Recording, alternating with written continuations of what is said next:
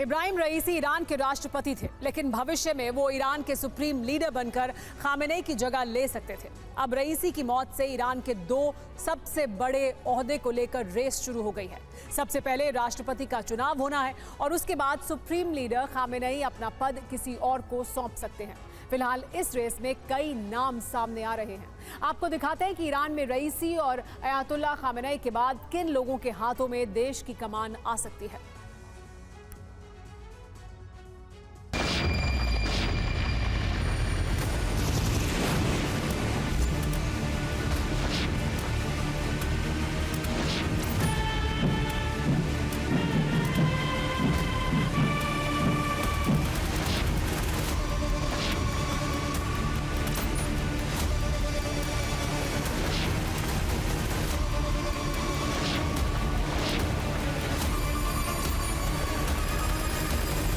इस helicopter crash के साथ ही ईरान दुविधा, अनिश्चितताओं और कई सवालों में भी उलझ गया है।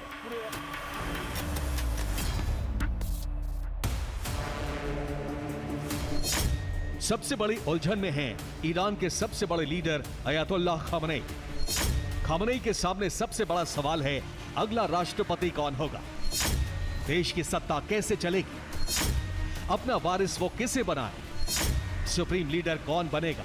इब्राहिम रईसी सिर्फ ईरान के राष्ट्रपति नहीं थे, बल्कि कट्टरपंथ की राह से ईरान को जोड़े रखने वाले ऐसे नेता भी थे जिन्हें सुप्रीम लीडर खामेनेई अपना पद देना चाहते थे। रईसी का भविष्य करीब करीब तय हो चुका था। उनके नेतृत्व में ही ईरान के बेहतर कल की कल्पना की जा रही थी।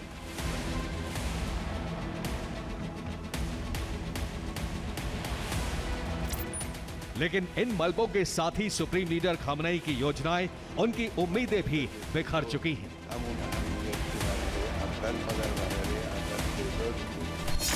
इस दौर में ईरान में रईसी की मौत से सिर्फ राष्ट्रपति पद ही खाली नहीं हुआ है, खामेनेई भी अपना पद छोड़ने का इरादा कर चुके हैं। उनकी उम्र 85 साल हो चुकी है।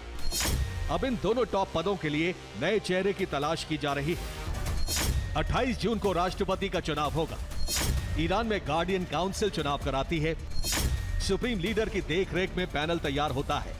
पैनल में 6 इस्लामिक जज और 6 वरिष्ठ मौलवी रहते हैं। यानी ईरान में राष्ट्रपति का चुनाव वही जीतता है जिसके सिर पर सुप्रीम लीडर का हाथ होता है, या जो सुप्रीम लीडर के भरोसे के काबिल होता है। अब सवाल है कि सुप्रीम लीडर खामेनेई इस दौर में किस नेता पर सबसे अधिक भरोसा करेंगे। दावा है कि अहमदीनेजाद अगले राष्ट्रपति हो सकते हैं। अहमदीनेजाद 2005 से 2013 तक राष्ट्रपति रह चुके हैं। इजराइल विरोधी नीतियों के लिए अलग पहचान है। अहमदीनेजाद का अनुभव सुप्रीम लीडर खामेनेई के लिए काम आ सकता है। इस रेस में ईरान के मौजूदा उपराष्ट्रपति मुखबर का नाम टॉप पर है।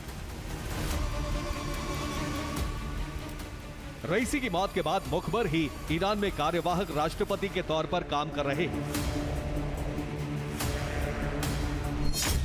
मुखबर खामेनेई के भरोसेमंद नेता हैं। मुखबर ने पिछले साल मॉस्को का दौरा किया था। रूस के साथ हथियारों का समझौता किया था। रूस के साथ संबंध को और मजबूत करने के लिए मुखबर को राष्ट्रपति की कुर्सी सौंपी जा सकती है। धर्म और ईरान के आर्थिक क्षेत्र में काम करने का भी मुखबर के पास लंबा अनुभव है।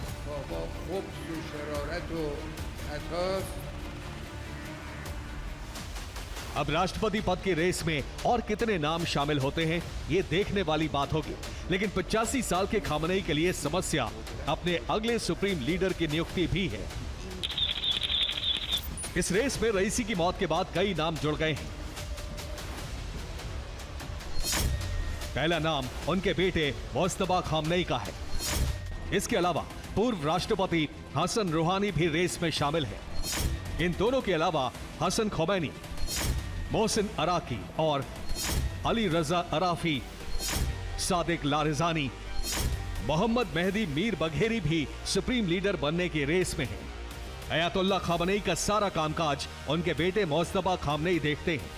लेकिन माना जाता है कि सुप्रीम लीडर खामेनेई अपने बेटे को सुप्रीम लीडर बनाकर ईरान में परिवारवाद की शुरुआत करने से बचना चाहते हैं।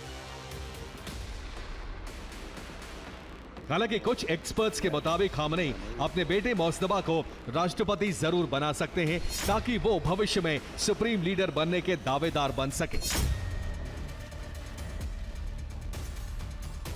फिलहाल ईरान में 2 बड़े पदों में बदलाव से नए चेहरों के नेतृत्व में इजराइल के साथ दुश्मनी, परमाणु हथियार बनाने का मिशन और रूस के साथ दोस्ती, ये सब रईसी अपने पीछे छोड़ गए हैं, जिसे बढ़ाने की जिम्मेदारी नए राष्ट्रपति पर है। ब्यूरो रिपोर्ट, TV9, भारत वर्ष।